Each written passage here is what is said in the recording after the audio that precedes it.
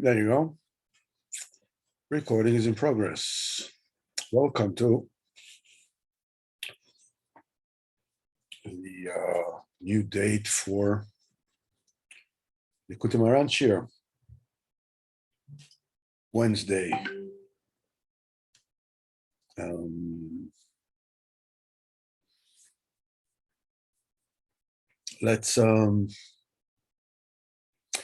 Let's dive right in. And it's Hashem. Tomorrow is going to be another Shir and Mitzvah Hashem in the shul in Lachish. So I think Mitzvah Hashem, what we'll do is tomorrow learn Torah Lamed Daled. And Mitzvah Hashem, I'll prepare another Zoom invitation for those who want to come tomorrow. I mean, it'll be live with popcorn and razzle dazzle and funny paper hats with gold braids, but there's also Mitzvah Go going to be on Zoom. So without further ado, let me just go on here. Okay. So we said that Ben says that there's an etzem and a basar. There's the essence and there's the flesh. And they have an interrelation. It's an interrelationship that goes on between the two. There's the neshama and there's the body. The neshama is supposed to illuminate the body with the asagas that it gets, with the revelations that the neshama has. It's an amazing thing. You know, the usual way that we understand the relationship between the body and the neshama is that what we say in the morning, as far as the body is concerned, you know, nobody is anything. All the wise men are like, they have absolutely no wisdom, and so forth and so on. All the mighty are without any might, and all the known people are like they've never existed, except for the neshama ta'ira. So basically, you would get the impression that you have this body, you have this corporeal body here in this world, and the job of this body is to learn Torah and to do mitzvahs. And B'ezrat Hashem, after 120 years, you get to Olam Haba, and the neshama enjoys the fruits of everything that you worked so hard for. But Rabbeinu says something else here. He's saying that there's an interrelationship going on between the neshama and the body here in this world. It's not just the neshama needs this worldic body to do the mitzvahs and for the neshama to reap their rewards in Olam Haba. But in Olam Hazeh, the neshama is supposed to illuminate the body with the asagas that the neshama gets all the time, which is a new madregas, a new asaga in Avodas Hashem that the neshama, you know, in a lakus that the neshama gets at every given moment. And this is the body, on the other hand, returns the favor, as it were, because as the neshama shines into the body, the asogalakus, the neshama gets in this world while a person is in this world. And for that, the neshama, Rabbeinu reveals a new concept that the neshama in and of itself has an ups and downs, which is a Mayadika musag for the neshama to have ups and downs. You would sort of think that the neshama is this, this supernal, godly part in a person that is unaffected by anything. So here you find, no, the thing is the neshama has ups and downs. And this obviously is a very important principle, because the only advancement that anything spiritual can advance is through the motion of up and down. It's an extremely important principle. That's what they say, that when you come on the yortzeit of a tzaddik, you come to his gravesite, that, what is it? Why you're asking the tzaddik, HaKadosh Baruch Hu, b'schut of the tzaddik, to help you with whatever it is that you need. Why would HaKadosh Baruch Hu do that? Why would the tzaddik do that? Why would the tzaddik work for you? The answer is that the tzaddik has to come in the spiritual realm. Once you get there, you get there. That's it. But we said that every single year, every single yortzeit, the neshama goes higher and higher. Like the rings of a tree. It adds another ring to the tree. But nevertheless, when a person comes to the tzir of a tzaddik on his yortzeit, so the neshama comes down to the person who comes to the tzaddik. In other words, the neshama has to come down from being so way up above down to the low madriga of a person. Now, we can fool everybody, almost, that looks at us. But the Maisa, the tzaddik knows exactly where we are. Because in order to help us, the tzaddik has to come down to where we are. Because, if you want to save somebody from drowning, you have to, hold him by the hand. You have to get down and grab a hold of his hand, hold him in his hand, or whatever it is. You have to get down to his madriga. That is a great service to the tzaddik also. Because what that enables is the tzaddik to come down to your madriga is a yerida l'tzorech aliyah. It enables the tzaddik to go that much higher. The lower he has to come to help you, the higher it enables the neshama to attain in the spiritual realm. So Rabbeinu says, when the body has a very intimate relationship with the neshama.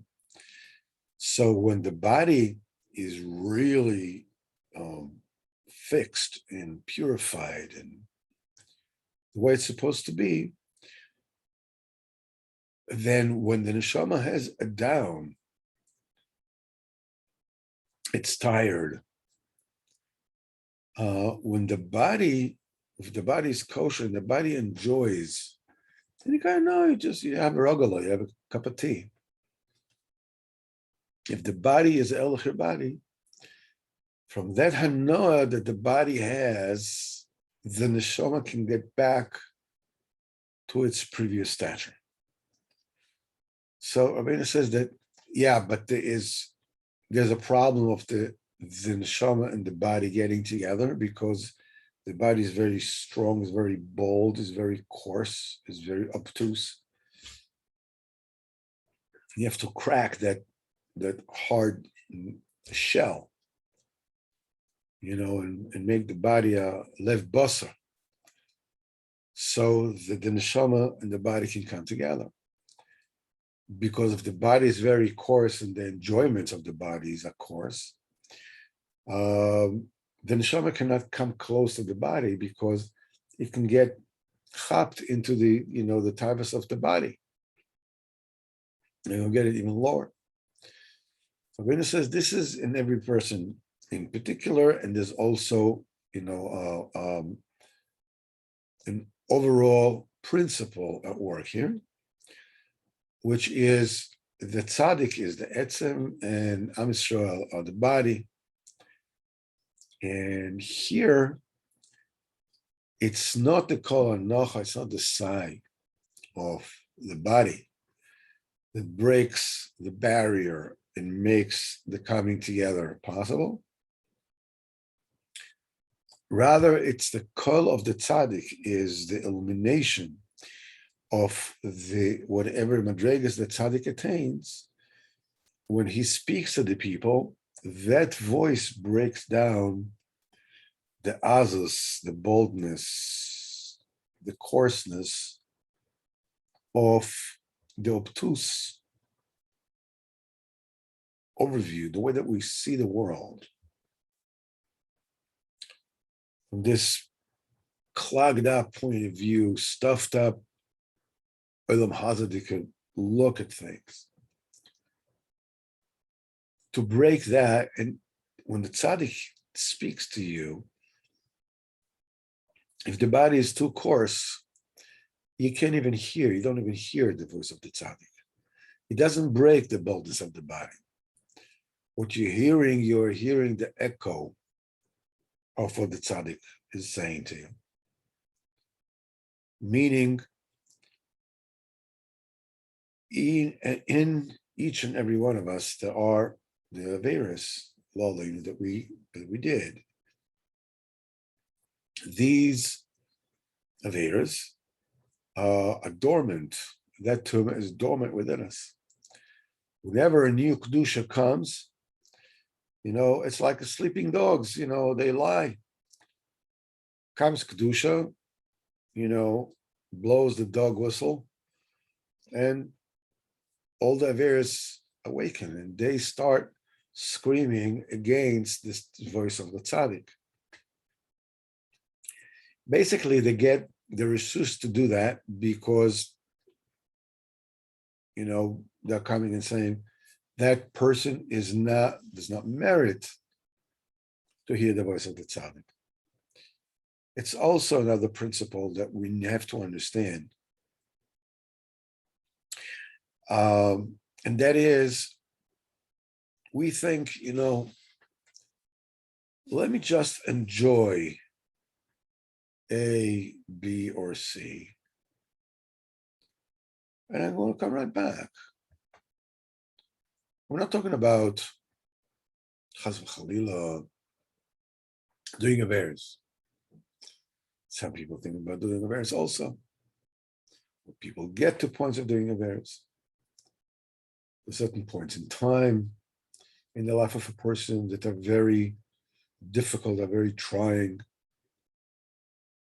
When a person is a teenager, when a person is in his 40s, these are difficult times. And there is an illusion, I can get off and jump back on. I can switch it off and on, and nothing's going to happen. It's not so. Every transgression that the person does adds to the crust, to the thickness of the crust. And what it does is that when the sound of Kedusha comes to him, he doesn't hear it. he hears the rebuttal of his own Averis, screaming against it. So the question is, just a second. I'm already coming to the tzaddik, and I want to listen to what he has to say, and I want to get closer. And the tzaddik is speaking to me, and lo and behold, I can't even hear him. All I hear is just the reverberations of my Averis. So what gives? I mean, how fair is that? What chance do I have? Rabbeinu says that this is the kind of understanding of reality that a person needs to acquire. Things have consequences. And the consequence doesn't mean that you can't. The consequence means that it becomes tougher. And your test is to stay with it even though it has become tougher. So this is what we said so far. You know, when the body is very far from the way it's supposed to be, that it does not hear the neshama, it does not get the illumination of the neshama. Same thing when a person is coarse and he's steeped in the hanois of this world, he doesn't hear the voice of the tzaddik. So now comes a question, what do you do about it? As Rabbeinu says in Seif Ches, okay, you know what do we do in order to become a flesh to the essence, a body to the essence? Well, they has shimush. Shimush means serving. When a person serves the chacham and does what the chacham needs, nasa, that person becomes Chinas basar lachacham. He becomes a basar to the chacham.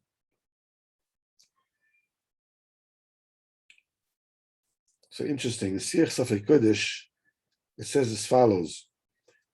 With this, I mean, how do we serve Rabbeinu? How do we become a basar to Rabbeinu? So he says the shimish that you're mishamish the body, you serve the tzaddik, you break the boldness of your body. And I said that the main service that we can give Rabbeinu today is to make sure that Rabbeinu is doesn't get a bizoyon, doesn't get a derision by the world because from our behavior. It's fakert. We should be so elach, it should be so just the way we're supposed to be, that will glorify the name of the tzaddik. This is the service of the tzaddik. It says this is generally a person with the tzaddik, the people with the tzaddik. Same principle is at play when the body services the neshama b'asiyas mitzvahs masiyas, when you're doing practical mitzvahs. Nasa guf basar neshama, the body becomes the flesh for the neshama, the body for the neshama. And when the flesh, when the body, when the person is on this level, now that the person is a flesh to the chacham, and hears the voice of the side, the groan of the chacham, it breaks his boldness. Because the body is the basar de neshama. When he hears the voice of the side and the groan of the neshama, it breaks the boldness and the coarseness of the body. This is the thing that enables a person to get closer to Chacham and to get from him the sagas that the tzaddik attains. Same place, same time, a person is zeichel to azaz the kedusha, to get a boldness, a holy boldness, to withstand all the shepherds of Sitra Achra that prevent him from getting closer to the true Tzaddik Ador. This brings to fruition the pasuk V'Yerushalayim Mevasa'atim, and to Jerusalem I will give, Mevasa. This is Mashiach. This is the announcer. Mevasar is also the letters of Mei Basar, from Basar, from flesh. And Hainu Mi Basar and Nimo. In other words, that's when the Orla gets removed. The removal of the Orla is an overall name that the euphemism for the removal of this extra layer of denseness, of not getting it, of being impregnable to the kedusha, which doesn't come in. This is the orla. This is the mila is the thing that cuts it off, that removes it. There's also a deeper bechina that needs to be understood, and that is that whenever we receive the voice, the information, the illumination from somebody who is above us, it's a light of our Rebbe or the light of a tzaddik or whatever. That light comes to us through the spheres, and ultimately through the spheres hayesod of that person, that tzaddik, that is above me, that's rabbi, that is above me, and shines into me. If I have not removed the orla from me, I have not removed that superfluous level of tumah from my being, there is a bechina of keviyachal orla in the yesod that shines to me. And that orla has to be removed in order for me to hear it b'chlal. And the way that I remove the orla from the yesod that is above me is by removing the orla by me. That's the way it works. So Yerushalayim mevasa etan. Mevasa is mibasar animo. That the circumcised flesh, as that breaks down the boldness of the body. And he says here, Vaparos he wrote that you must say that when a person is zoichet to b'chinas basar, you become a b'chinas basar, b'chinas flesh.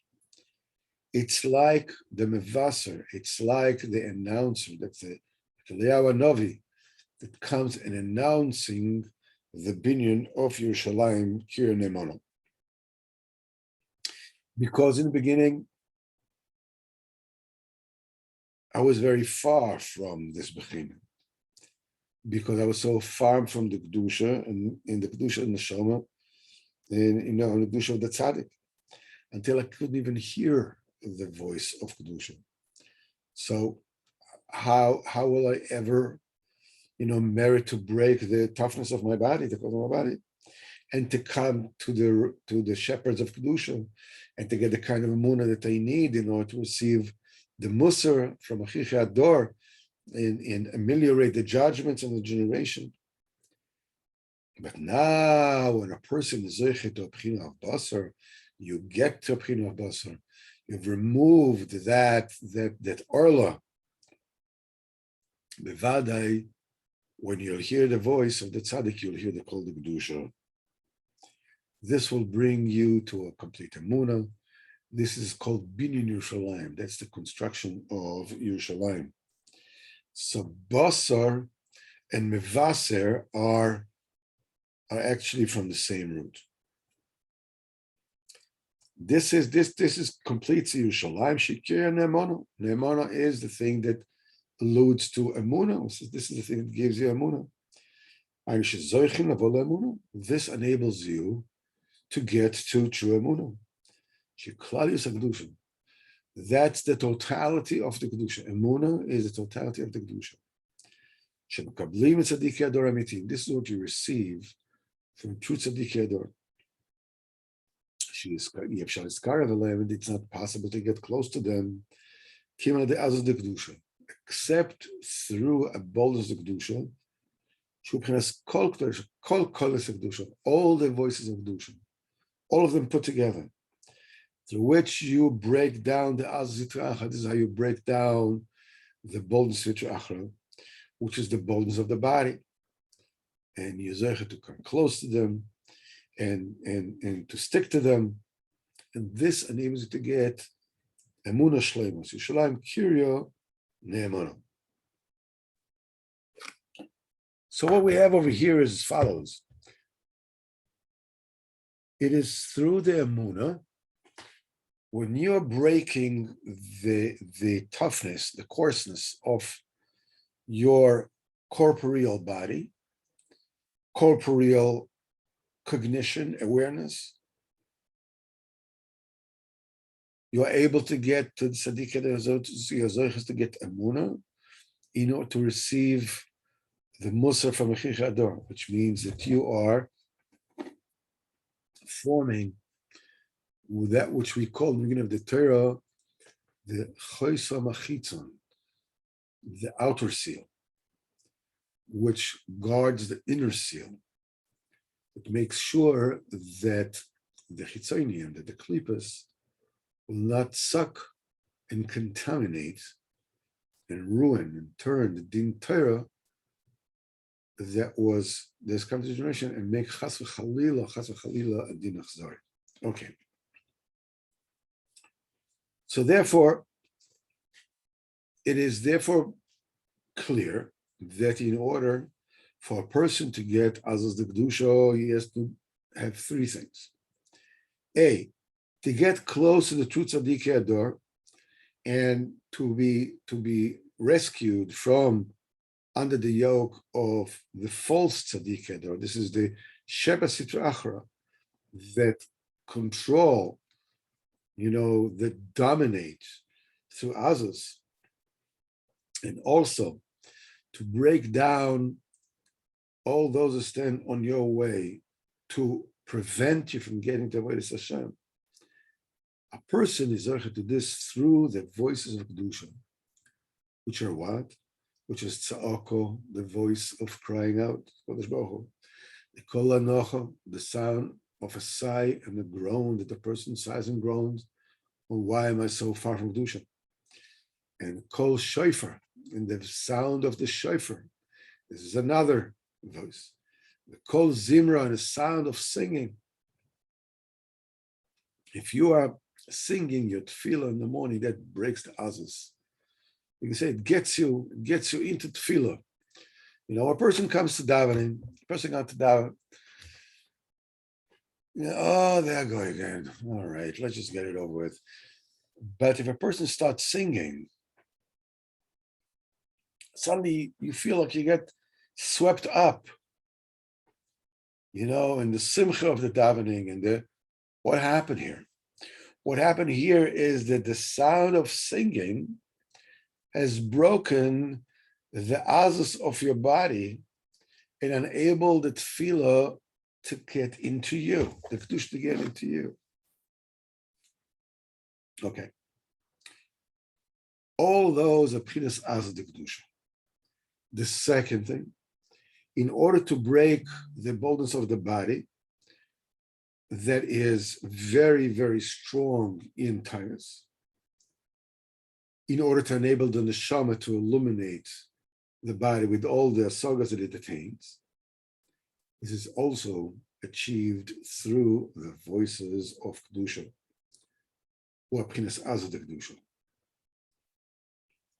And the third Bechina is in order to break the azas of the body. That we said that is very strong with Taivas, that through this, a person can come closer to tzaddik, and the tzaddik will let him know from all the asagas that he attains. This is done through the Kedusha, the chacham, that the tzaddik sounds, that they break the azas of a person's body.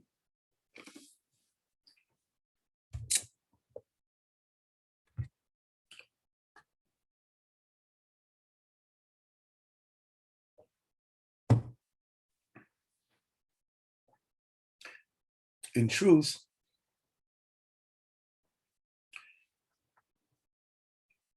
this encapsulates the entire struggle of this world. This is everything that is holding between us and the light of HaKadosh Baruch Hu, the light of the Neshama, the light of the Tzaddik, from entering us. And it's a daily struggle. It's a daily struggle, and it can get you depressed. It can get you apathetic. Okay. You know, it's this the famous joke that a TV reporter goes to somebody in the street in New York and asks a person, "What is your opinion about the ignorance and apathy of the American people?" And that person answers, "I don't know and I don't care."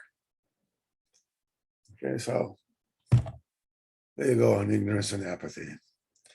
So we're moving around with this feeling of I don't know and I don't care. And there is almost like an iron curtain that blocks us from the light of Kedusha. And that iron curtain, the way to break it is through koilos of Azaz the Kedusha, the voices of Azaz the Kedusha. It can be crying out to HaKadosh Baruch Hu, it can be sighing, it can be singing, it can be called shofar. All these things break it. But the thing is that what you need to understand that this is the Eitzah of how to come, to break the barrier. But the Eitzah itself is hard to come by. In other words, I don't feel like crying. I don't feel like crying out. I don't feel like sighing. I feel like eating, either curling up in my bed and going to sleep, or watch some Yankee games on, whatever, television or whatever, or be busy with, this world, work and career and all kinds of these kind of inyanim. Why? Because it's boring. Why is Kedusha boring? Kedusha is boring because of Azas Aguf, the boldness of the body. And ultimately, you simply have to grab hold of yourself and call out, come to the room, come to a place, go to the feld, whatever it is that you want to do. You come before HaKadosh Baruch Hu. And now it's time, the pedal has to hit the metal. You will forever stay outside unless you make a breakthrough. And the breakthrough comes through Azuz. What is the azus? The azus is that you don't listen to your body. You don't listen to your innate apathy. You don't listen to your innate ignorance. You don't listen to the fact that I feel like, or I don't feel like. Forget about feeling like or not feeling like. I'm going to stand here. I'm going to speak to Kadosh Baruch Hu. Okay. And what I'm going to say. How do I get in? How do I knock on the door and get in? So they open the door for me. There are two very auspicious techniques to do that. One of them is just to wait. Look up at Kadosh Baruch Hu and wait. Ask Kadosh Baruch Hu to open up your mouth, to give you diburim, and wait. It's not a monologue, it's a dialogue. Another way of doing this is you come to Kadosh Baruch Hu and you talk to him about that which is a part of your daily life. What happened to you today? I went to a certain place and I was insulted or became very tired or a deal fell through or my wife put me down or whatever it is that happened to me. Talk, Rabbeinu said, talking to a truly good friend. A truly good friend is not just somebody that, unless you are on your, your best shape, unless you're really in the zone, then you can talk to him. No. Best friend is somebody that you can tell him, like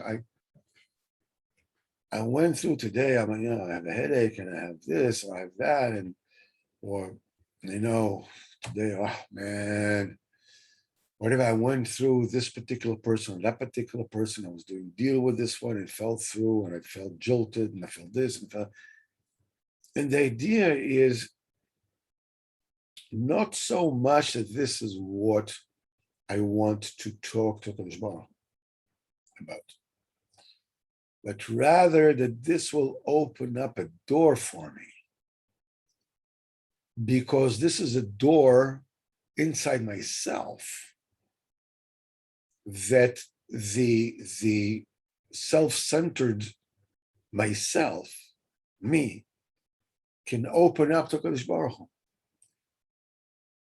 Not necessarily by starting about what Kadosh Baruch Hu wants from me, or how I want to get closer to Kadosh Baruch Hu, but starting from the body itself. You're opening up the door and you're starting a conversation. And once you do that, this in itself is an expression of emunah. This in itself is azaz de kedusha. This enables you to come closer to Kadosh Baruch Hu and open up the door and start talking to him. And when you decide that you're going to sit and talk to Kadosh Baruch Hu, you're going to go and walk and talk to Kadosh Baruch Hu, for however long, however short you're going to do, but you decide, I'm going to be here for half an hour or an hour or whatever it is, and I'm going to sit here whether I feel like it or not. This is azaz de kedusha. This is a kolos de kedusha without even uttering a word. We only learned this principle before, that, as we said in Terech Hafalef, there is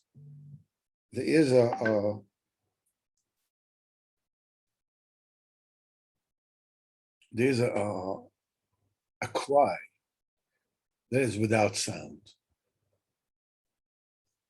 Because sometimes you get to a situation when you're trying to get, because you see that as you're trying to get to higher and higher realms, the apathy becomes more dense.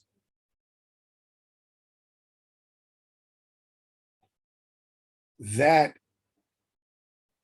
that requires sometimes that you don't even feel like asking HaKadosh Baruch Hu to remove it from you. Sometimes the only thing you can do is just lift up your hands. I can't even bring myself to say that I want to come close. I'm just standing at a distance and I'm longing from afar. I wish I wanted. That in itself is as the Kedusha. That can begin the process. B'ezrat Hashem. So with this, Mitzvah Hashem, we conclude the first shir of Likutey Moharan that starts happens on Wednesday. As I said before, Mitzvah Hashem, there's going to be another one tomorrow, a different Torah. And B'ezrat Hashem, whoever comes, I hope you come. I'm going to, allow just to put on a Zoom thing that we'll be able to just one second. This will we'll be able to hold a Zoom share as well. Just stop the recording and